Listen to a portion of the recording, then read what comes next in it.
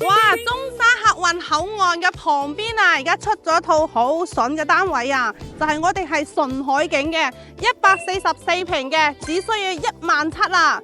快啲跟住華姐去睇睇究竟咩回事，快啲嚟睇睇！哇！呢個景正唔正？全部係純海景單位吓。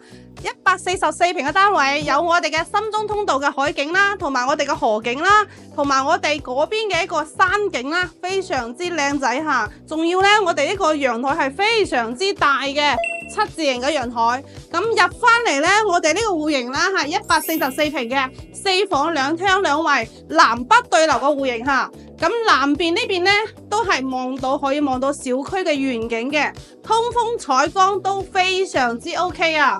咁而家呢，嗰個業主呢，蝕咗200幾個，係咪嚇親人呢？蝕咗5折左右嘅出售。咁睇翻成個嘅房間啦，4間房中規中矩，全新未住過。